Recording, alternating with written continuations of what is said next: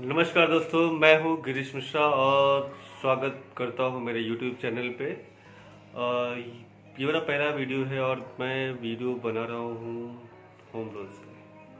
तो आइए देखते हैं कि होम लोन्स हो सकते हैं। तो होम लोन हो सकता है, कैसे हो सकता है, आएंगे हम समझेंगे इस पूरे वीडियो में। उम्मीद है आपको मेरा वीडियो ज़रूर पसंद आएगा और वीडियो को आप अंत तक देखें, ये मेरी आपसे रिक्वेस्ट है। आइए देखते हैं। वीडियो के स्टार्ट में ये जिक्र किया था कि हम इस वीडियो में होम लोन के बारे में समझेंगे, सीखेंगे और ये जानने का प्रयास करेंगे कि बैंक्स जो हैं वो हमारा एलिजिबिलिटी कैसे कैलकुलेट करती हैं। तो आइए दोस्तों, इस वीडियो को आप लास्ट तक देखिएगा, जिससे कि आपको समझ में आएगा कि बैंक्स हमारा एलिजिबिलिटी कैसा कैलकुलेट करती है। और आपके मन में जो भी डाउट्स होंगे, उम्मीद करता हूँ कि मैं उनको क्लियर करने में सक्षम होगा। तो आइए दोस्तों, देखते हैं कि बैंक्स एलिजिबिलिटी कैसे कैलकुलेट करते हैं। दोस्तों, बैंक्स किसी भी कस्टमर का एलिजिबिलिटी कैलकुलेट करने से पहले कुछ बातों का ध्यान रखती हैं। पहला जो होता है आपका नेट मंथली इनकम, दूसरा होता है आपका कोई ऑब्लिगेशन है कि नहीं है, तीसरा पॉइंट होता है कि लोन का टेन्योर कितना रखना है। ये तीन इंफॉर्मेशन बैंक आपसे कलेक्ट करता है, जिसके लिए वो सर्टेन डॉक्यूमेंट्स लेते हैं। डॉक्यूमेंट्स का पार्ट हम बाद में कवर करेंगे, अभी हम सिर्फ एलिजिबिलिटी पे को देखते हैं।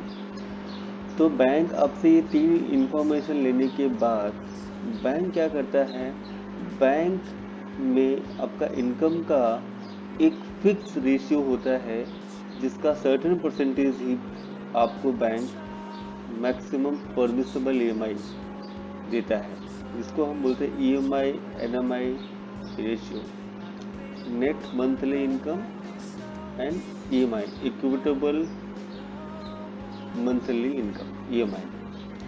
तो मैंने आपको बताया कि बैंक सर्टेन परसेंटेज ही आपका टोटल नेट इनकम का सर्टेन परसेंटेज ही अलाउ करता है कि इतना ही आप ईएमआई पे कर सकते हैं।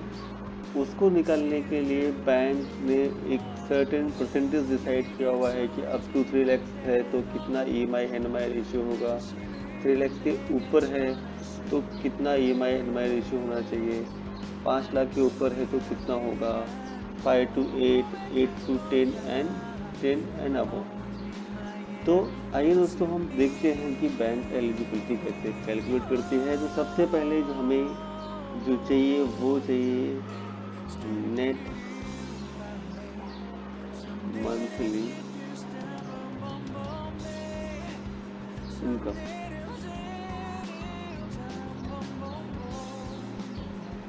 इसको हम सैलरी कर देते हैं, इनकम नहीं है ये, net monthly salary. Salaried customer के लिए हम बात करेंगे। आपका नेट मंथली इनकम सैलरी है 35,000 नेट है, ग्रॉस की नहीं बात करें, हम नेट सैलरी की बात कर रहे हैं। और उसके बाद जो दूसरा चीज़ हमने बोला था वह है आपका ऑब्लिगेशन।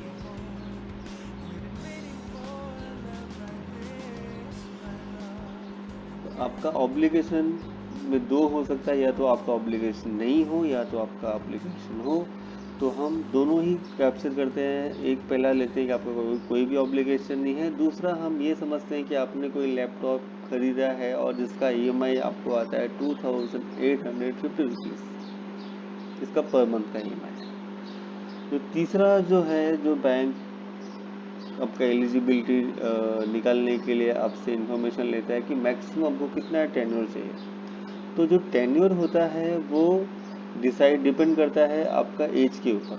मैक्सिमम जो टेन्योर बैंक आपको दे सकता है वो 30 ईयर्स है होम लोन्स में। तो 30 ईयर्स का टेन्योर लेने के लिए आपका एज जो है बिलो 30 होना चाहिए, आपको 30 होना चाहिए, तभी आप एलिजिबल होंगे 30 ईयर्स के लिए। क्योंकि मैक्सिमम रिटायरमेंट एज जो है वो 60 ईयर्स है। केस टू केस बेसिस पे बहुत सारा बैंक 70 ईयर्स भी कैलकुलेट करता है। तो हम 60 ईयर्स लेते हैं, आपका एज समझते हैं कि 30 ईयर्स तक है।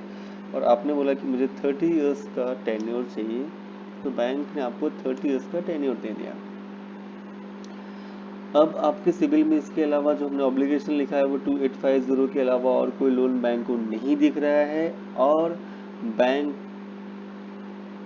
अब आपको आपकी एलिजिबिलिटी बताने वाला है। तो वो एलिजिबिलिटी बताने के लिए हमने क्या क्या लिया, नेट मंथली इनकम, सैलरी 35,000 है आपका, ऑब्लिगेशन में दोनों लिया है, 0 है, या 2,850 का एक ईएमआई आप पे कर रहे हैं, और 30 इयर्स का टेन्योर लिया।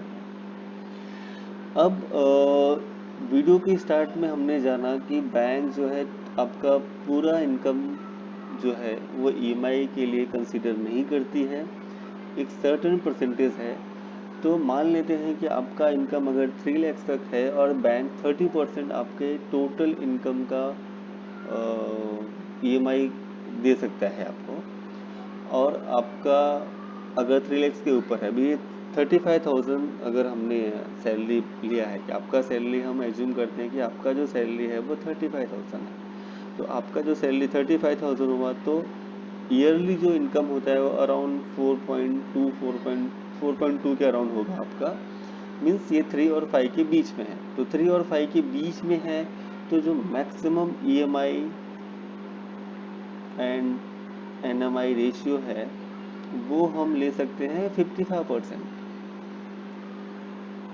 ये हमने 55% लिया, हर बैंक का अपना अलग अलग होगा, हम 55% लेते हैं कि 3 और 5 के बीच में है, तो बैंक ने 55% आपका ईएमआई एनएमआई रेशियो लिया।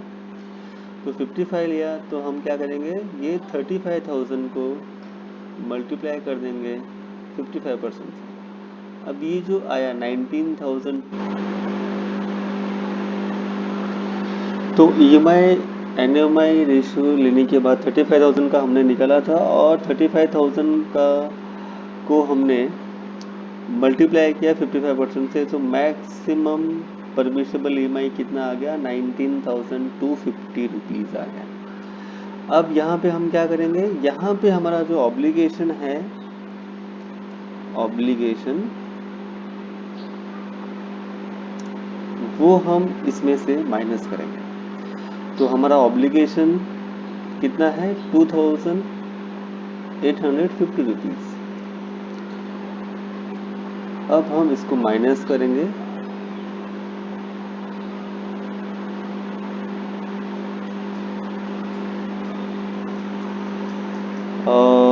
इसको माइनस करने के बाद जो अमाउंट आ रहा है वो आ रहा है 16,400। मीन्स आपका ये 2,850 रुपीज़ का ईएमआई माइनस करने के बाद जो आप मैक्स ईएमआई पे कर सकते हैं वो कितना हो गया, 16,400।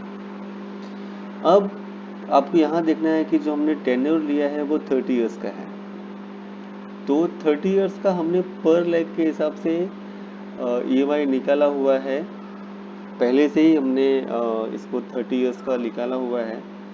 तो मैं आपको वो फिगर बता देता हूँ। हमने 7% के हिसाब से 30 इयर्स का जो हमने निकाला है, तो 665 अराउंड आता है। तो पर लाख ईएमआई हम पर lakhs EMI for 30 years at 7%, 665 है, तो यहाँ पे हम 665 ऐड करते हैं। अब हम क्या करेंगे, अब हम बहुत ही आसान सा कैलकुलेशन है, अब हम ये जो 16,400 है इसको हम डिवाइड कर देंगे 665 से, और ये आ गया आपका एलिजिबिलिटी, मैक्सिमम लोन अमाउंट।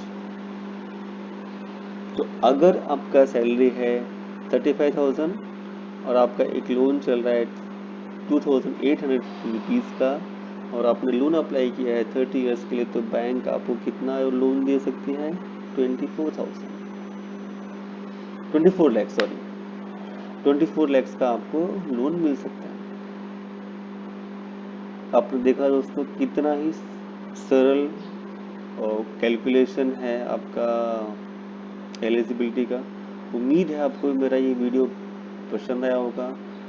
अगर आपके मन में कोई भी शंका है, कोई भी डाउट है, कोई भी सवाल है, तो प्लीज़ कमेंट बॉक्स में कमेंट करिए। और मेरा वीडियो आपको कैसा लगा ये भी आप कमेंट करिए। और मेरा वीडियो जो है प्लीज़ लाइक कीजिए और शेयर कीजिए, जिससे और भी लोगों को अपना लोन का एलिजिबिलिटी पता चले। और अगर वो फ्लैट लेने के लिए जा रहे हैं तो वो खुद से अपना एलिजिबिलिटी निकाल सकते हैं। सो शुक्रिया दोस्तों, आप सबने मेरा वीडियो देखा। So till then bye bye, मिलते हैं नेक्स्ट वीडियो।